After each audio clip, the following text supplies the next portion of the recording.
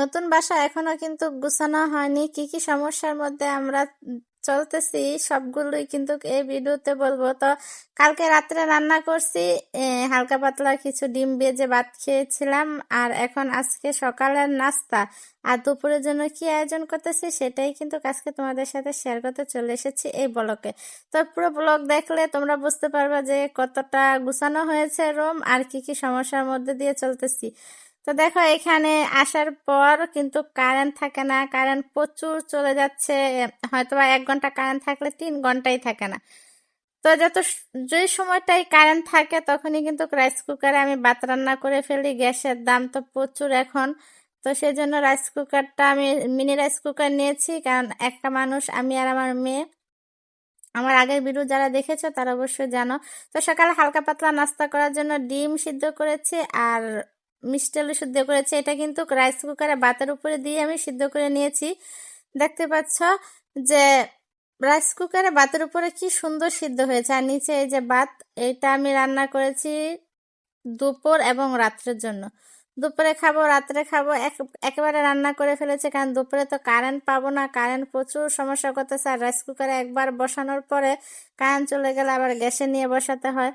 তো দেখো আমার ভাতটাও হয়ে গেছে, আর সকালে হালকা পাতলা নাস্তার জন্য যে ডিম আর মিষ্টি আলু উপরে সিদ্ধ করতে দিয়েছি তাও কিন্তু সুন্দর মতো সিদ্ধ হয়ে গেছে। তো এখন কারেন্ট আসছিল সকালবেলা, এখন বাজে সকাল 7:30।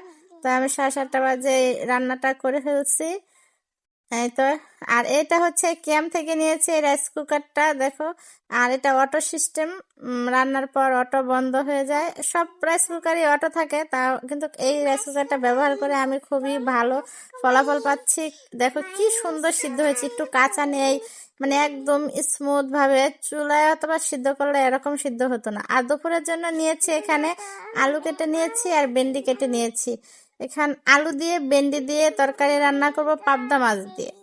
পাবদা মাছ নরম, তো ভেন্ডিও কিন্তু নরম, সেজন্য পাবদা মাছ ভেজে রান্না করব। আর এখানে উস্তা লবণ পানি দিয়ে ভিজিয়ে রেখেছি, উস্তা দিয়ে জাটকা মাছ দিয়ে রান্না করব। তো উস্তাটা লবণ পানি দিয়ে ভিজিয়ে রেখে কিন্তু তিতাটা কম হয়। আর আবার এটাকে ভালোভাবে ধুয়ে একটু ফাঁপা দিয়ে নিলে আর তিতাই লাগে না, খেতে কিন্তু অনেক স্বাদ লাগে। আর আমার কাছে তো অনেকটাই ভালো লাগে উস্তা তরকারি। কে কে পছন্দ করে অবশ্যই কমেন্ট করে জানাবা। আমার ফেভারিট কিন্তু উস্তা তরকারি। তো আমি উস্তা তরকারি ভাজি থেকে তরকারিটা খেতে বেশি পছন্দ করি। তো এই জাটকা মাছ দিয়ে উস্তাটা রান্না করব, এটা হচ্ছে আমার পছন্দের। আর মেয়ের জন্য হচ্ছে পাবদা মাছ দিয়ে ভেন্ডি। তো আজকে সকালে সকালে খাবো মিষ্টি আলু আর ডিম সিদ্ধ, আর দুপুরের জন্য এই 2 রকমের তরকারি রান্না করব। নতুন বাড়ি পুরোপুরি তো গুছানো হয়নি, হালকা পাতলা যতটুকু পারি হাতের কাছে যা থাকে তাই রান্না করে চলতেছি। পরবর্তীতে যখন বাজার করব সেটাও তো তোমাদের সাথে ব্লগে শেয়ার করব। এই হচ্ছে আজকে সকাল আর দুপুর রাত্রের পর্যন্ত আয়োজন।